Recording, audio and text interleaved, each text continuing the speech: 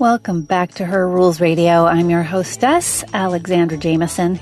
Today's show features an interview that I hope you find inspiring and action-provoking in a time when many of us, myself included, feel uncertain, afraid, and like we might be losing hope, or at least steam. It's an interview with one of the co-writers in a new book called Yes, She Can, 10 Stories of Hope and Change from Young Female Staffers in the Obama White House. So why is this book so important now? Why is this interview with Andrea Flores so valuable? Well, across the country, abortion rights are under attack. And this is spurred on by a belief that because there's a conservative majority in the Supreme Court, that there's an opportunity to overturn Roe v. Wade. So legislatures all over the country are passing unconstitutional laws that restrict access to abortion. And in some cases, the laws like Alabama's ban abortion outright in an effort to force the Supreme Court to revisit and hopefully, by many conservative and anti-choice people, to revisit and overturn Roe v. Wade.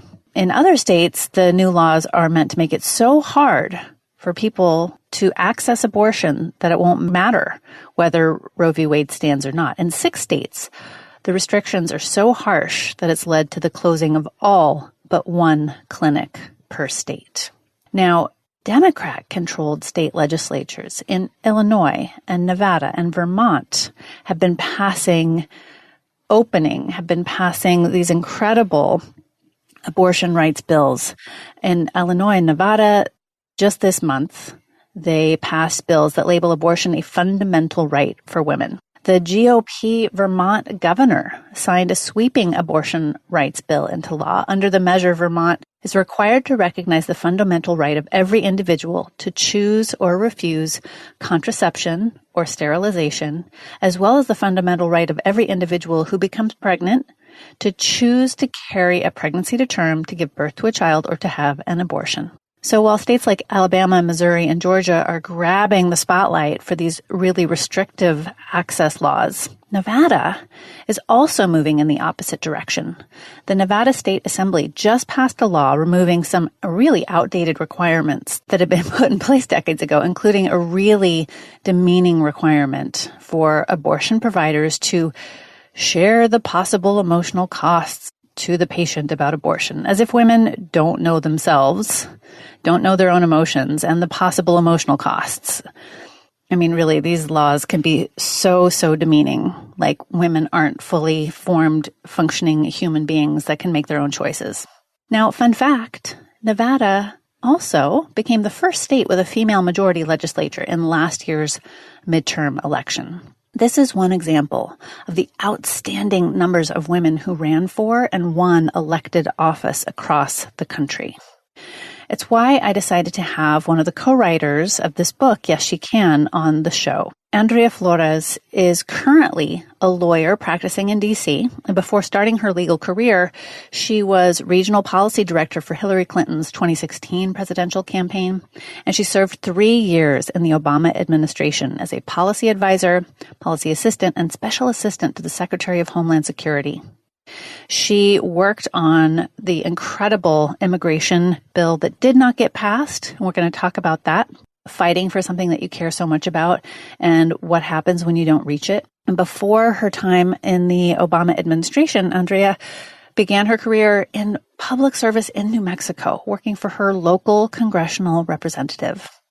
And Andrea was the first Latinx student body president in the history of Harvard University and graduated from Columbia Law School. So just to answer a couple of questions that might be coming up in your mind, why now? Why talk to a woman who was in the Obama White House? Isn't that history? No, it is not.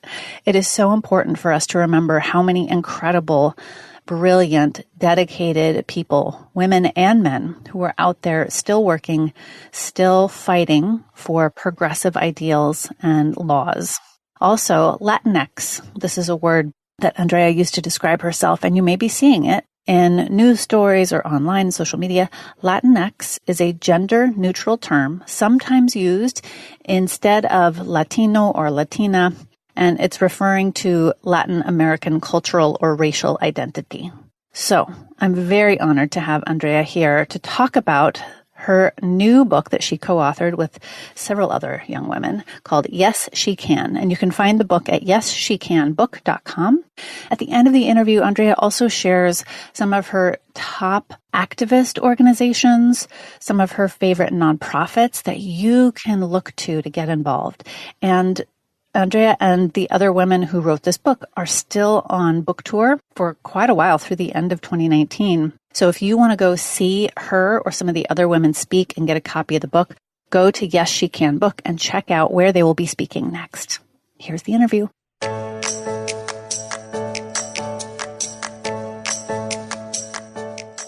Andrea Flores, welcome to Her Rules Radio. Thanks for spending time with us today. Thank you for having me. So we're here to talk about this incredible book that you are a part of called Yes, She Can, 10 Stories of Hope and Change from Young Female Staffers of the Obama White House. I have to tell you, it was such a breath of fresh air to dip back into the Obama White House, I'll be honest. Understandable right now. Yeah. So tell me, what was the motivation behind being a part of and publishing this book? Because this must have been a huge undertaking to organize all these people. Yes, it absolutely was. And the credit really goes to our compiler, Molly Dillon. So she is the nexus who brought all 10 of us together. We all individually knew Molly, but we actually all served at different times during the administration. And so I believe it was Molly and two of our other co-authors, when they were still at the White House, they kind of had a little brainstorm idea, like, what if we told the stories of what we did here? And, after Trump was elected and we all found ourselves in really different spaces, Molly decided that she wanted to pull a group together and really tell a story, especially for young women and girls, to tell them how we got to the White House, what we did there, and how to keep inspiration sort of, especially in this particular time period. Yeah, I am a coach and a writer for women, and it has been, I think there's a curse that says, may you live in interesting times. It has been very interesting times for all of us. And this book was it really delivered on the subtitle. It really was such a breath of hope and so inspiring to read your stories. Yes, thank you. Yeah, that's what we hoped. The original concept was almost like a diary entry of talking about what was our most memorable day in the White House. But as we started writing, we all realized that why those days were so memorable were because of what we experienced individually leading up to that. And so that allows us to, I as a woman of color, what were all the pieces that sort of led me to feel really included and impactful there at the Obama White House. We were very hopeful that people did get, some inspiration from hearing that it wasn't an obvious pathway for any of us. And we all found ourselves there through a combination of good timing and hard work. But yeah, I'm glad that you felt that, because that was definitely just a key mission of the book. Okay, great. So you just mentioned a few things that are perfect segues into questions that I had for you.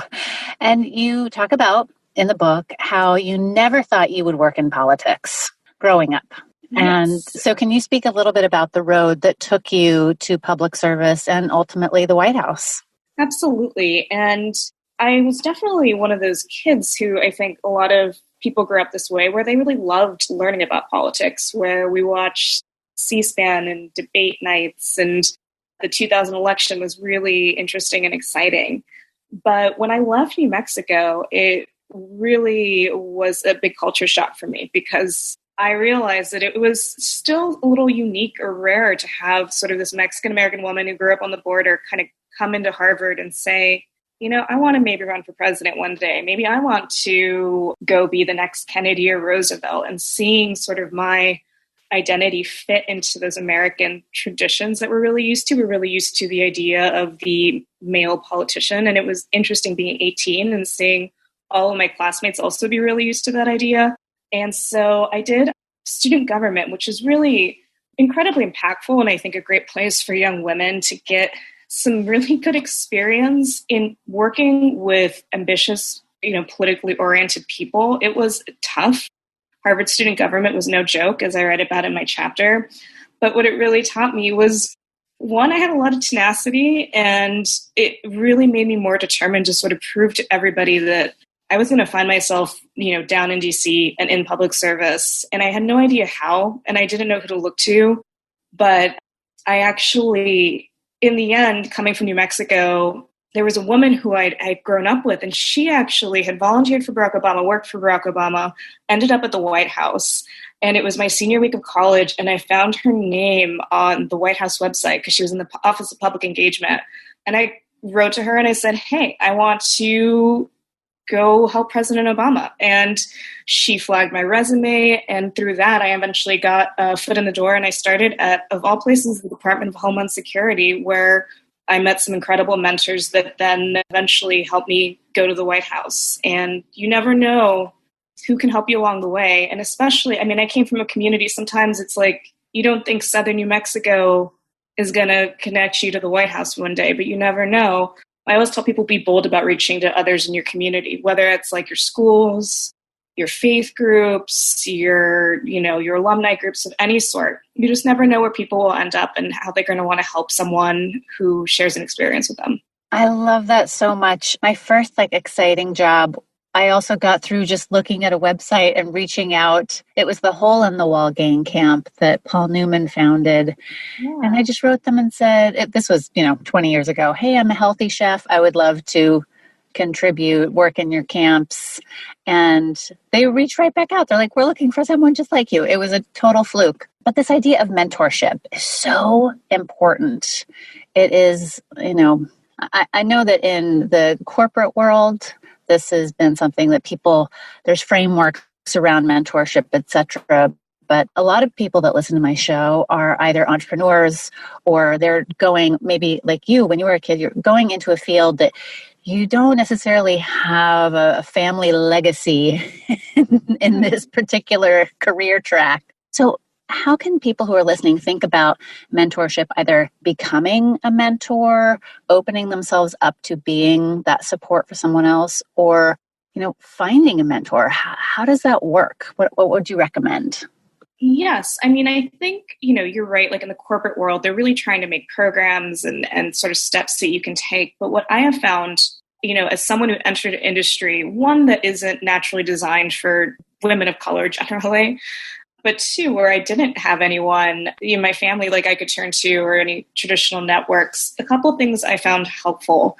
Never underestimate showing up at gatherings of people with qualities you identify with. So for me, that was showing up at DC, Latino happy hours and going and using that part of my identity and chatting with people, which is, it can be challenging. But what I found, I don't know, that's part of it, right? So showing up in spaces that make you feel comfortable and welcome.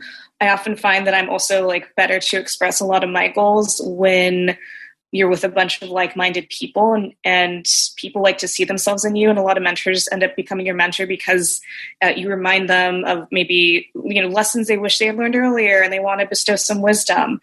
But I also have learned to look for mentorship in some unexpected places. In the Department of Homeland Security, doing my job and not coming in with a lot of sort of presumption. And I always tell people, go in there eager to learn from everyone more senior than you, especially when you're a young person in these spaces. Yes, you should use your voice and speak out, but also there's an incredible opportunity to show people more senior than you how much you value the experience that they bring to the table. And simply coffees to just get some of their wisdom is a really good way to create mentorship too. In politics, often the principles seem really far away. And I'm sure in a lot of different industries, the experts seem far away, but I always ask, will you just grab me, coffee with me for 15 minutes? And should I go to law school, right? Give them really direct asks that they could weigh in on. And also just be open to people who you may not think may be a traditional mentor. I remember my first pay raise was actually encouraged and negotiated by my very senior male boss. I didn't even think to ask for a pay raise. And he's like, awesome. Why are you not thinking about asking for a pay raise? And I was I don't know. And now I'm in a law firm now. And honestly, some of my mentors in the law firm are just not the people you walk in the door thinking are going to be the most like you. Sometimes people who are a little bit different than you can also open up doors you don't expect. So I say take a broad approach and be interested and be willing to have a lot of different kinds of conversations. That's great. Okay, so back to the Obama White House. We were talking about the immigration bill. Yes. The amount of work that you put into this bill that didn't actually ultimately become law. I mean, it was read like it was such a page turner. I was like, oh my gosh, what's going to happen next? Mm-hmm. It was so intense, and it ultimately didn't succeed. Mm-hmm. And I was like heartbroken, even though I knew going into it, I knew that it didn't become law, but it was still learning your part in it and the struggles and the daily issues that you were facing. What larger lessons about life did you ultimately learn from this seemingly massive failure? Yes. I think personally, I really wanted to convey to people that they can still make big change through government. It may just not happen the first time around, the second time around, the third time around. And why I think that's really important is that we need people to have faith that on big, really hard policy issues like immigration, like racial justice, that there are people who have tried and have failed, but that aren't giving up on this issue, right? It's like the most patriotic thing that I think makes me really proud to sort of be American generally is like, we're going to keep pushing, even though, it's been now 6 years since that bill passed. The House just passed a major immigration bill on that side. It is unlikely to become law, but it's important that we have that bill. And it's important that other young people worked on it and they're gaining immigration expertise. And we learn from all of these iterations. I think big political change is iterative and it's going to take a lot of attempts. And it's actually part of this book is we want people to say, like, I'm interested in like gun violence prevention or immigration or these really hard things. And I don't have to lose faith in government that it can't happen there. I need to be part of that government to make sure it happens. And so seeing yourself as inside of, the system or the establishment, I mean, that changes it forever. And I hope that people read about the women in my chapter and know that like we are all still trying and we're going to keep trying. And that's what I find hope in failure, right? There's failures in everything I think we are proud of as a country, right? From the Civil Rights Act to voting rights to, we're celebrating Pride this month to gay rights. There's been progress and many setbacks, but it is hopefully, I'm always hopeful that there will continue to be progress if we have good people in government and policy making roles. Yeah, I think that really came across the heart and passion and dedication that you yourself and the women that you describe working with who are, it seems like career staffers or in this their whole life. It's what they do. It's what they've shown up for over time. Now, part of the other thing that I walked away from this book was saying, oh my gosh, like some of these days just seemed grueling. It was like 14, 16-hour days back to back, years on end. How did you take care of yourself during these intense work days? Well, it's been interesting. We've been on this book tour and there's 10 of us. And when I look back on that time, I need to be honest with you, is I didn't take care of myself. And it's been really interesting to learn about the way my authors, even though they were also working, like you said, 12, or more hour days, like they would go for runs or they'd find time to go get frozen yogurt with other young women in the White House just to commiserate. And I think, and I know this is sort of, you talk a lot about in podcast of all the different ways we balance our lives as women. I was definitely one of those 25-year-old women who was laser focused on work and did not think I could afford to take a break, go to the doctor, make time to exercise, see the value in sleep in my work. And I think it's important when we talk about those of us in really intense careers, especially ones in public service where you feel like, I'm so lucky to be here. I have to keep serving the people I'm trying to help.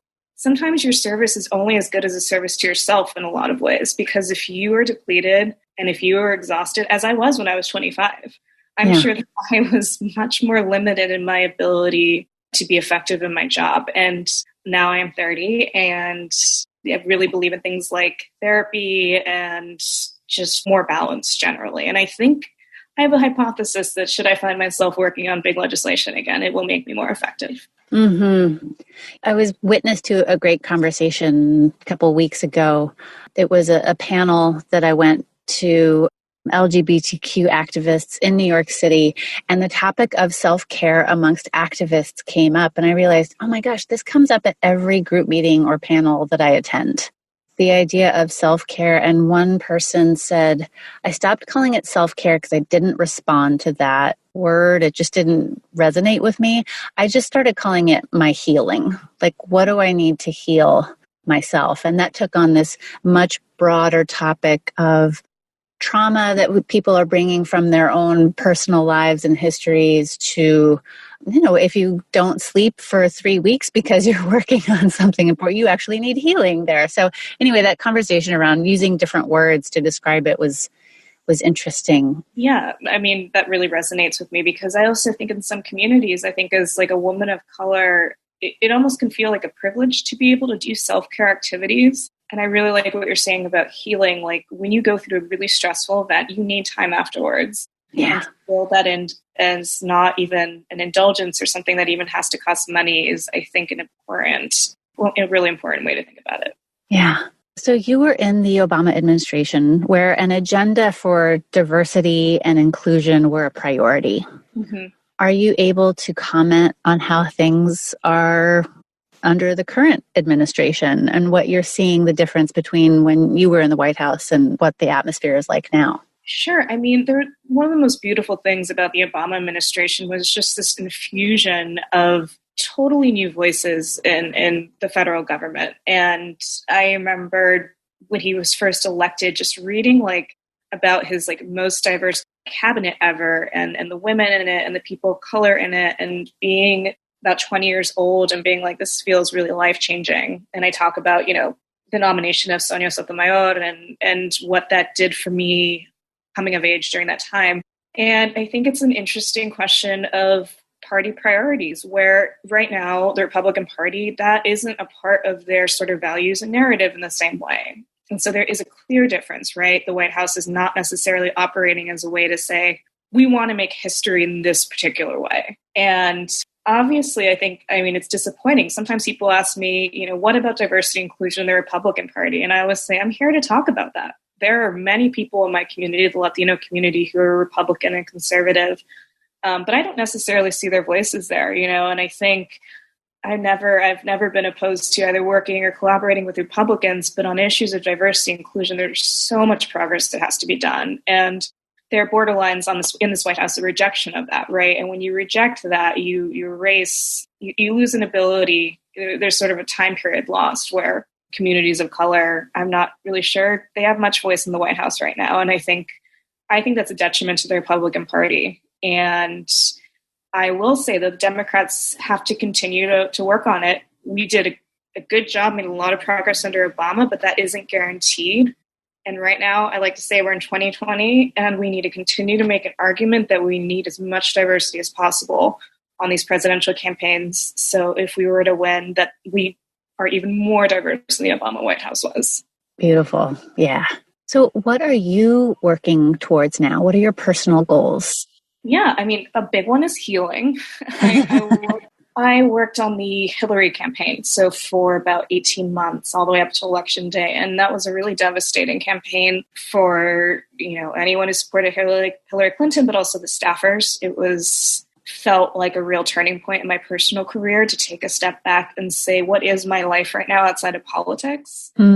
And so I finished law school. I'm practicing law right now. I'm at a litigation firm and specifically kind of wanted to do litigation because so much of the policy we did in the Obama administration was stopped in the courts before it ever was able to take effect. Mm-hmm. I think it's an important time for me to learn about that. But I'm also looking at different ways to be sort of supportive, whether that's donating, whether that's meeting with activists, looking towards 2020. But one thing I think it's important to share when I sort of talk about what I'm doing now is how much as a young progressive person, I thought my progressive credentials were tied to my job title. So I was like, I'm a progressive, Latina social change activists who had these jobs that made total, all aligned with my brand. And I think knowing my job isn't my whole identity right now is an important lesson that I want to convey to other young people. It's your job isn't necessarily who you are. And I can still have all those values and still be that exact same description, but also be working at a law firm and finding other ways to make sure I'm fulfilling those values. It's been a learning process. It hasn't always been easy. You miss the White House, you miss being with a good team of people trying to make a change. And the news is hard, but 2020 does give me hope, and I'm looking towards that. Yeah, that's a perfect segue to my final question. So what are your favorite nonprofits or organization that women listening can go show up, give to, donate to, and volunteer with? Yeah, I mean, there's so many now, and I mean that in the best way, because I think there's always silver linings, and the silver lining of President Trump's election is the way it mobilized women and made them realize that some of our rights fiercely need to be protected. So I think there's a couple different buckets. I think for those people interested in throwing their hat in the ring and really getting involved in running for office, Run for Something is a really great organization. Swing Left is a really great organization. If you're interested in sort of changing the parties in whatever state you live in. I think Emily's List right now is always important because it supports pro-choice Democratic women. And they were such a big help in getting this incredible class of women into the 2018 midterms into our Congress now. And then this is just such an important time to donate to reproductive, health groups, especially in the South. If you can donate to any groups that increase sort of access to abortion services in these states now where it's becoming increasingly hard for women, it'll just send a really important and clear message to people that these types of state laws are going to have massive consequences for women, but we can really send messages to those states. I think that we're in solidarity with those women, and we will not support their leadership if they're taking away reproductive rights. Yeah. There's a couple different ways. And then I will always say the benefit of the 2020 primary is there's so many campaigns to join. And I think that's great because you get so many good transferable skills if you are new to the campaign world, joining a presidential campaign. And I encourage people, they're spread out all over the country, right? And to the extent you not only want to give money, but you want to volunteer, you can just be really ready for 2020 and be ready to potentially just get more involved. My mom did that with President Obama, and then she ended up running for school board that same year. And now she's been on school board for 10 years. So you never know what campaigns will do to inspire you. That's amazing. And I do want to highlight this focus on local government and local positions. School board, community boards, local government has such an impact on people's daily life and lived experience. So that the fact that your mom's on the school board is that's amazing. What an impact she's having. It really does. And people who are interested in, protecting abortion rights right now, run for state legislatures. Yeah. If you're a young woman in Alabama, Georgia, Missouri, Ohio, run. Yes. Yes. It's really illustrating why you may not think you want to be a state senator, but maybe you really could make a difference. I am fired up. Thank you, Andrea. Thank you so much for being on the show, for being a part of this great book. Yes, She Can is available everywhere bookstores are sold. And you can go to the website, yesshecanbook.com, and maybe catch part of or one of the last legs of the book tour that... Yeah, we'll be going throughout the whole year. So awesome. The city near you, hopefully. Very cool. Go check out the tour and maybe take another young woman with you to get inspired. Right. Thank you so much for being here. Thank you. I really enjoyed this. Thank you so much.